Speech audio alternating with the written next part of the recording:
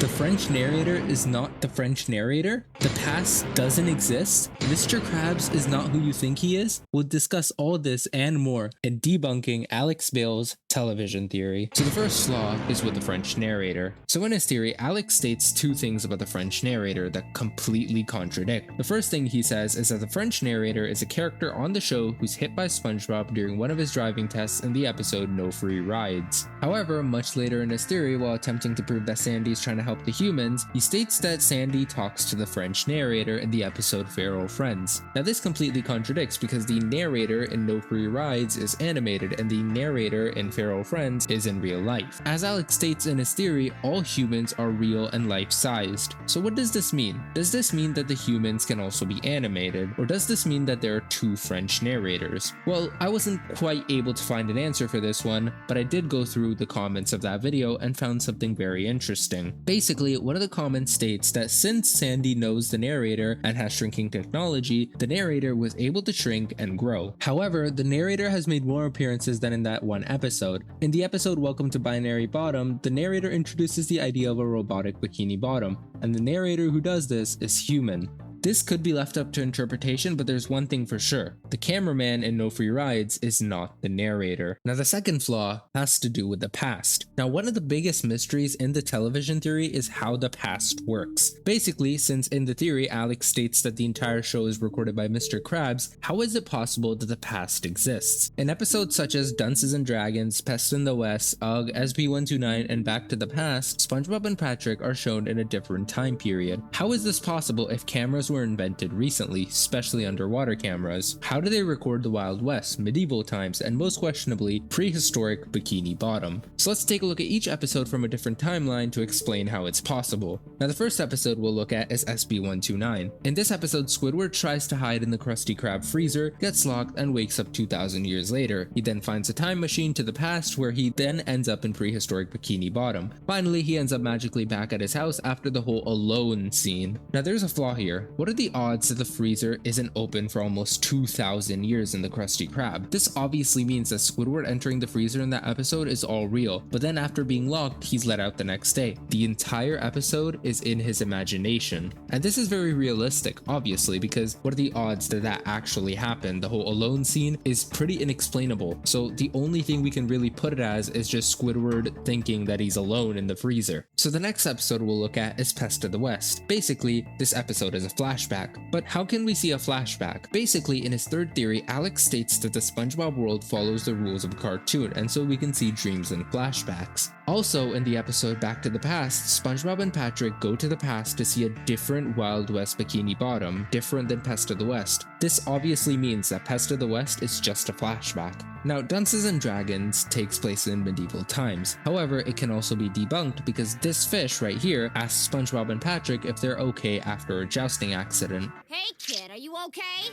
That was some fall you had. It basically means that they both were unconscious and dreaming when they hit each other. They dreamed of getting hit out of the stadium, and so after that they pretty much just fell down and woke up, but they had that entire dream of the medieval era. Now UGG is a very weird episode. It's introduced by Patchy the Pirate as a cartoon. What could this possibly mean? Well, it could go either way. Either the television theory is true and it's just a cartoon, or it's not true and prehistoric Bikini Bottom is shown accurately. Well, I'm gonna favor the television theory because Patchy specifically calls it a cartoon. Finally, we get to the one that took the most time to deal with, Back to the Past. In this episode, SpongeBob and Patrick mess up by time traveling and making Man Ray more powerful. Now my main problem with this episode is that it shows the characters going to the past. How can this happen? Even if a camera is somehow attached to the very hidden time machine, how are they able to get multiple shots in the past with just one camera? This is the biggest problem in the television theory and effectively disproves it altogether. However, there's a chance that this theory is still true, as it could have been imagination due to the ending. Basically, the episode ends with SpongeBob's and Patrick's constantly time traveling back to the same time, and so there's like a million SpongeBobs and a million Patricks. Now while it shows Man Ray is defeated, it doesn't show the new problems that would arise and destroy the universe. Therefore, it's most likely all in the imagination of SpongeBob and Patrick.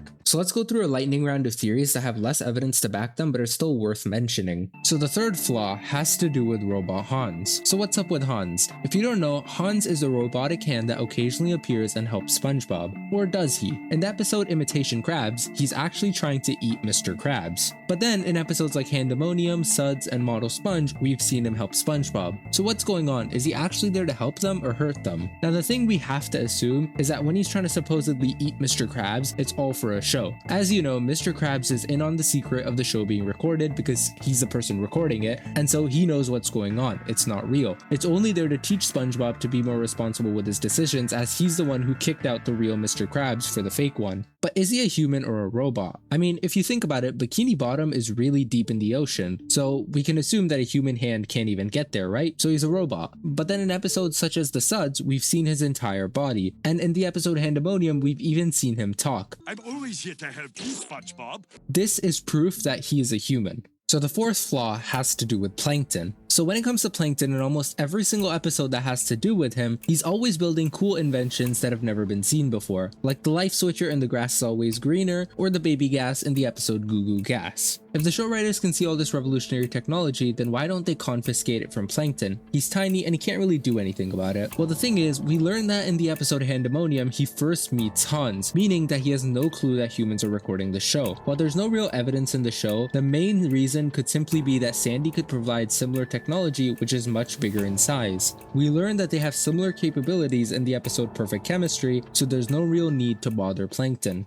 So the fifth flaw is related to Mr. Krabs. So while it's true that Mr. Krabs has cameras on everyone else, why doesn't he use the ones on the chum bucket to make sure that Plankton never steals the formula? In the episode Truth or Square, we see that Mr. Krabs has cameras on everyone in town, including Plankton. So why does he let Plankton get away with what he does, knowing it's gonna happen? The truth is that he knows Plankton's every move, but in order to not seem suspicious, he's always pretending that it's a surprise. An example could be the episode New Leaf. In the episode, Plankton pretends to turn a new leaf and put the formula behind him. Krabs falls for it, and in the end, he catches Plankton red-handed trying to steal the formula. I get it. My diabolical and extremely convoluted plan worked. I never give you the formula.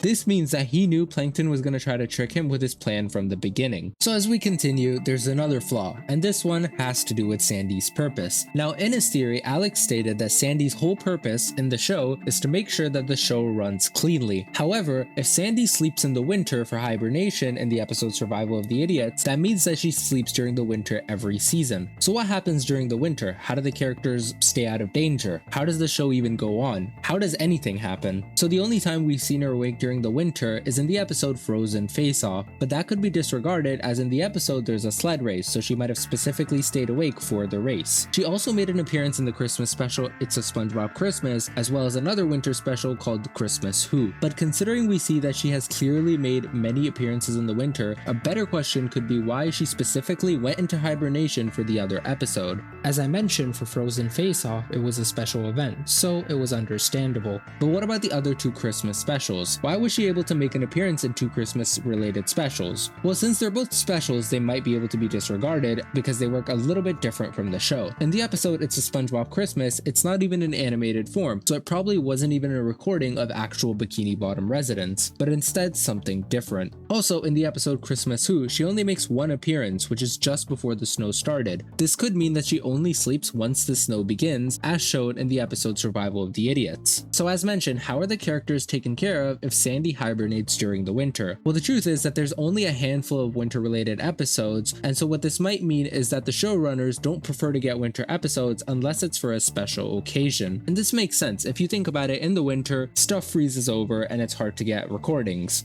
So it kind of makes sense that there's less winter episodes. Now, continuing with Sandy's inconsistencies, in the episode Chimps Ahoy, we see one of the chimps mention that working on inventions underwater doesn't make any sense or isn't profitable. Frankly, I'm beginning to question the economic benefits of underwater tree domes. Could this mean that they have no idea about Sandy's main job, as Alex suggests? An answer to this could be that the show couldn't afford to send Sandy down as it would cost way too much. so they had Sandy get hired by chimps to make gadgets. This might be the reason that whenever Sandy is shown in any episode, she's always making something cool. They don't actually know the real reason why she's there. The show just needed the funding from the British chimps, which is what they got. So we come to the final flaw, potentially the biggest flaw in the entire television theory: Mermaid Man and Barnacle Boy. Now in his theory, Alex mentions that humans are supposed to be life-sized and real. However, Mermaid Man and Barnacle Boy are the exact opposite of that. They're small and animated. Now Alex explains that they use the shrink ray to become small, but how are they animated and breathing underwater? That doesn't add up. And with this, how does the Mermaid Man and Barnacle Boy show work? Is it made by real humans or fish? There are a lot of questions here to be answered, so let's start. Now this might sound a little bit far-fetched, but I need you to stay with me. What if Mermaid Man and Barnacle Boy have their own show? Not the one that SpongeBob and Patrick watch, but the one in their current age. Is this even possible? So let's look at the evidence that supports them having their own show. Now in order to do this, we have to go to their very first appearance in the SpongeBob show. So when we look at the first 6 episodes they appeared in, they're all named Mermaid Man and Barnacle Boy followed by a number. So Mermaid Man and Barnacle Boy 2, Mermaid Man and Barnacle Boy 3, and Mermaid Man and Barnacle Boy 4 all the way to 6. This oddly sounds like how a show would be named at the start because they really don't have ideas for titles. If that's not enough evidence, then in their debut episode, Mermaid Man and Barnacle Boy, the two came out of retirement thanks to SpongeBob and Patrick. Once they came back, they got their new show called The New Adventures of Mermaid Man and Barnacle Boy. Now because they have their very own show, they're busy a lot of the times and they only make a few appearances in the SpongeBob show. Well, I believe that these appearances aren't just random, but instead they're crossover episodes between both shows. But where's the proof for all this? So let's go back to the second episode they appear in, conveniently named Mermaid Man and Barnacle Boy 2. Now in this episode, SpongeBob wins a shell to call upon Mermaid Man and Barnacle Boy whenever he wants. It's a little convenient that out of thousands of fans, SpongeBob's the one who's able to win it. Still not convinced? Well, in the end of the episode, SpongeBob was able to save both the superheroes from the dirty bubble. If these superheroes had trouble defeating him in the past, then how was SpongeBob able to defeat him? If that's still not enough proof, then what about the voice that introduces both superheroes?